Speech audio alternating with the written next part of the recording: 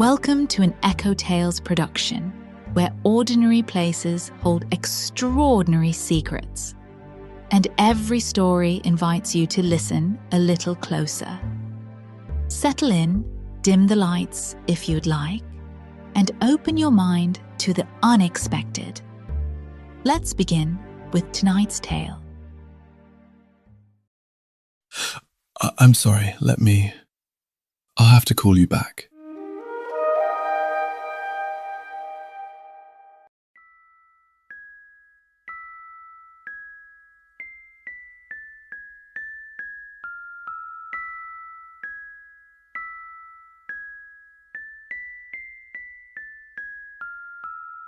Our story begins in a house that should never feel cold. It's a handsome Tudor-style home with gleaming wood floors, leaded glass windows, and a fireplace that rarely sees a day of rest. This house was built for warmth, gatherings, laughter, and evenings spent with good friends and even better wine. But on this particular night, the air inside has suddenly turned frigid. A breath of winter drifted through a home tightly sealed against the season. As Harold Baxter stirred beneath the covers, watching his breath rise in pale curls through the darkness, he realized something rather troubling. The cold was emanating from within the room. At Harold's feet, their Pomeranian Ellie lifted her head, emitting a soft, confused whine. Instinctively, she moved closer to him, seeking warmth in a place that had always been warm, until tonight. Harold and Bob have lived in their Tudor home for nearly a decade, and in that time, they built a life most would envy. Harold, with his sharp eyes, sharp wit, and endless style, is an interior designer whose taste bordered on legendary. His work graced magazine pages and high society dinner parties. But the masterpiece he's most proud of is the home he shares with Bob. Every room was meticulously curated with the same level of devotion that a curator would have for a private museum. Their home was a true gem. It had adorned antique cabinets that featured intricate inlays, chairs that were crafted by forgotten artisans, and a fainting sofa sourced from an exclusive estate sale that required a password to access. Bob, by contrast, was the grounding force of their home, reliable, attentive to detail, and delightfully consistent. He made sure everything stayed on track. Where Harold filled their lives with beauty, Bob kept their world standing upright. He managed their finances, carefully balanced their accounts, and approached tax season with the zeal only an accountant could possess. Together, they had amassed a small fortune and an even more precious collection of memories. Their home served as their sanctuary. Ellie, their spirited little Pomeranian, faithfully accompanied them through every hallway, every room, and every warm evening by the fire. Never once did Ellie fail to alert them to a misplaced throw pillow or an unexpected knock at the door, which is why the abrupt chill that stung Harold's skin seemed oddly out of place. He woke Bob, who merely blinked and muttered something about the thermostat. Ellie sat up too, ears perked, but when Harold stepped into the hallway, the air there was pleasantly warm and cozy. Only the bedroom was freezing, and when Harold returned moments later with a blanket in hand, the temperature in the bedroom had mysteriously returned to normal. Ellie sniffed the air, puzzled, and then settled back down. What Harold doesn't yet know, and what Bob may never know, is that one of the antiques that Harold so lovingly brought into their home did not arrive alone. Something followed. Something harmless, but mischievous. Something that had taken a particular liking to Harold. And it was only just getting started. We'll return shortly with Act 1. Mornings in Harold and Bob's home followed a rhythm as familiar as the ticking of the grandfather clock in the foyer. Bob left early for the accounting firm and kissed Harold on the forehead before slipping quietly out the door. Harold woke slowly, relishing in the soft light that filtered through the leaded glass windows, imagining which of his clients might need a bit of color inspiration today. Ellie was usually the first to greet him. She stretched her tiny legs, shook out her lion's mane ruff, and trotted behind Harold as he moved from room to room. But lately, Ellie paused at corners, looked at empty doorways, and saw things Harold couldn't see. Things had changed in the house. At first it was small, barely noticeable except to someone with Harold's painfully trained eyes. A picture frame would be slightly crooked. A chair had been angled 2 inches differently than the way he left it. Or a decorative bowl had shifted from right to left. With a gentle sigh, Harold set about putting everything back in its proper place. Harold was in the middle of an important conversation with a client while lounging on his velvet chaise in his home office, when he abruptly paused. A soft gasp escaped his lips, followed by a quick inhale. He had just witnessed something he wished he hadn't. I'm sorry. I'll have to call you back. His eyes stayed fixed on the doorway. Ellie was engaged in a fierce tug of war with Harold's silk designer scarf.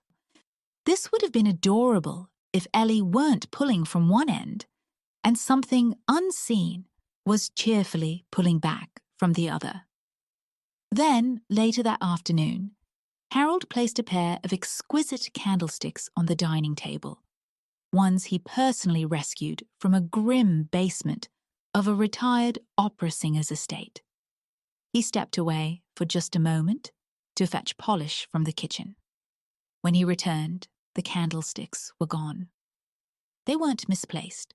They hadn't moved. They simply vanished. He froze, stared at the empty stretch of table. Ellie trotted in behind him, sniffed the tabletop, and looked up at Harold with an expression that could only mean, "You saw that too, right?" Whoever you are, darling, return the candlesticks. Immediately. Moments later, from the far end of the dining room, a soft, clinking sound caught Harold's attention. He followed the sound and discovered the candlesticks on the sideboard beneath the framed portrait of Bob's grandmother. They were arranged perfectly, precisely, and symmetrically. Harold laughed. Well, at least you have good taste. Ellie wagged her tail in agreement. That night, Bob read financial reports in bed, as Harold debated if he should mention the cold draft, missing objects, or the strange presence. He pictured the look he'd get if he tried to explain that one of their antiques might have brought along something supernatural. So, he kept quiet. He glanced toward the dark corner of the room. Nothing looked back at him, yet Harold couldn't shake the certainty settling over him that something was watching. It wasn't threatening or scary, just quietly observing, waiting, and getting to know the man it had chosen to follow. Ellie curled up beside him and tucked her nose under his arm. And somewhere within that peaceful Tudor home, just out of sight, a gentle and joyful sound drifted over the floorboards, as though an invisible presence traced familiar paths in a house they unexpectedly had grown to love.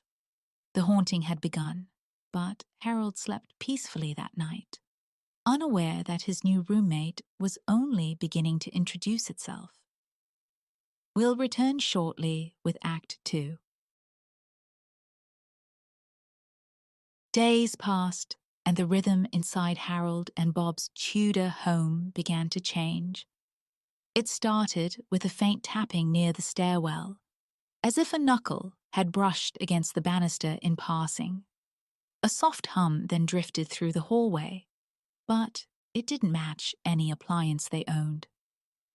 Ellie's ears perked up at each occurrence, and Bob remained oblivious, humming to himself as he balanced their budget at the kitchen table. One morning, Harold came down the stairs to discover a trail of rose petals adorning the foyer floor. He froze in his tracks. Who did this? Bob emerged from the kitchen with toast in hand. What? What are you referring to? This romantic theatrics. Did you? No, but if you're trying to send me a message, I'm flattered. Bob walked back into the kitchen. Whoever you are, darling, subtlety looks good on you. Ellie wagged her tail at the empty hallway, confirming Harold's suspicion of an unseen presence. Over time, the ghost, always polite, playful, and tasteful, became more noticeable.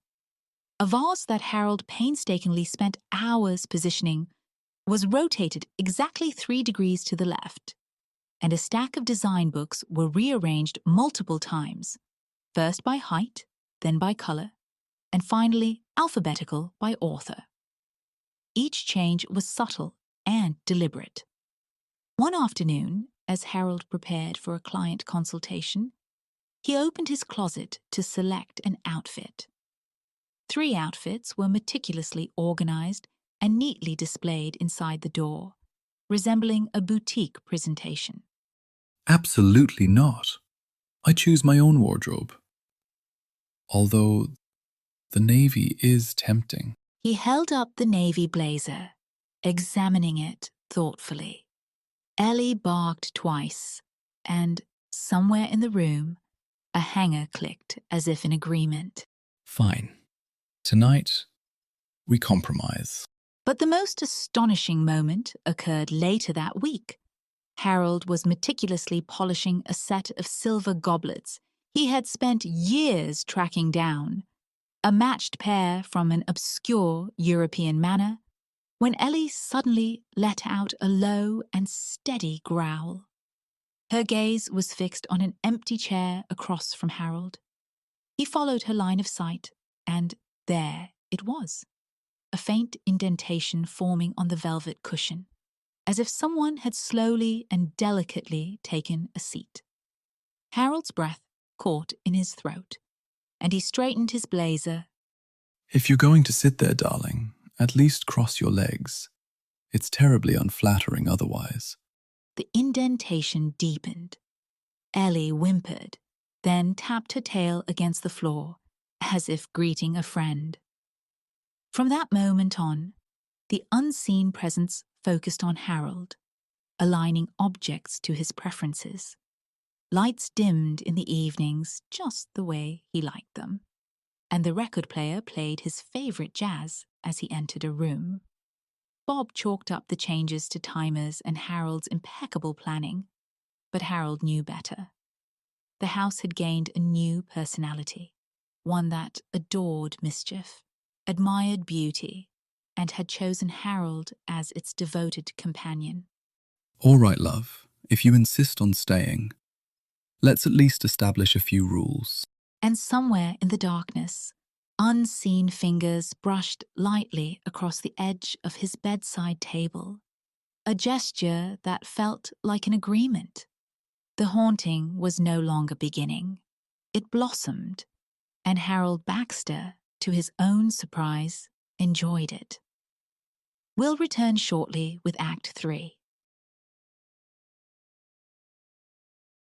Weeks passed, and Harold, to no one's surprise, acclimated to living with a ghost faster than he adapted to using Bob's complicated coffee machine. The house settled into a new routine. Bob, still blissfully unaware, handled the finances. Ellie, ever vigilant, served as the spiritual middleman, and Harold negotiated interior design choices with an unseen presence. It was peaceful enough until the ghost overstepped. Harold arrived home from a client dinner, humming with satisfaction, only to stop dead in the foyer. His cherished Louis XVI settee, the showpiece of the entire living room, had been moved. It now sat perfectly centered under the massive arched window, bathed in moonlight as if displayed in a museum. No, absolutely not.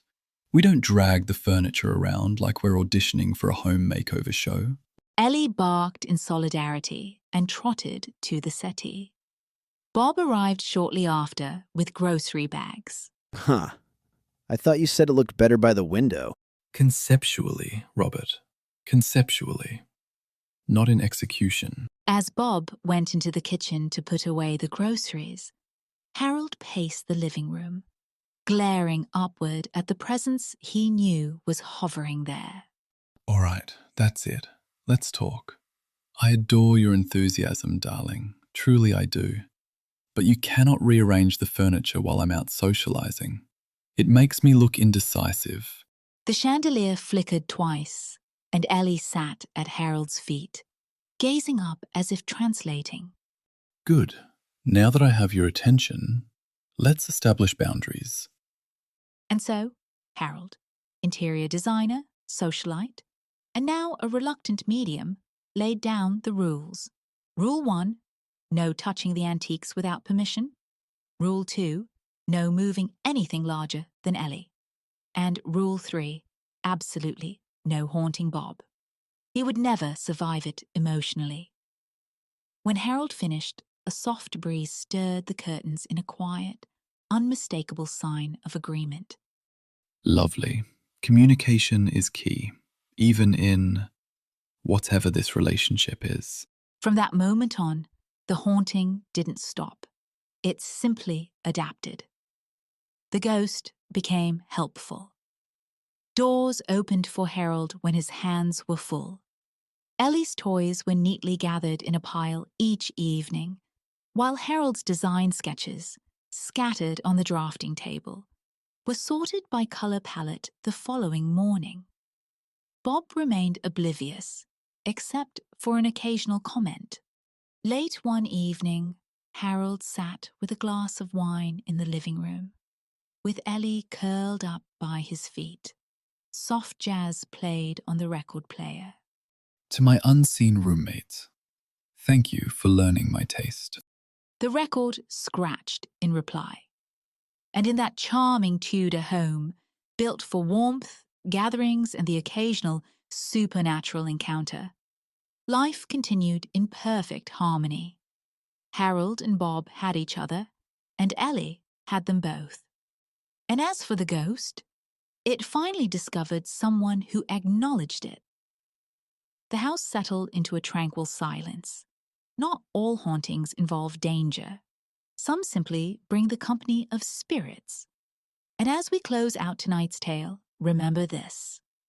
If something in your home has moved when your back is turned, before you panic, ask yourself, is it a threat or a very opinionated roommate?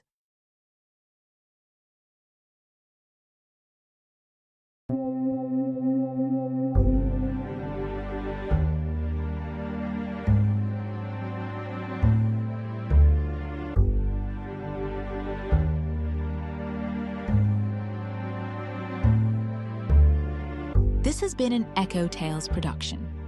Thanks for listening. We hope you enjoyed today's story. Join us again for more intriguing tales from the shadows and the spaces in between. There are more mysteries waiting just beyond the quiet. Until next time, keep your eyes open.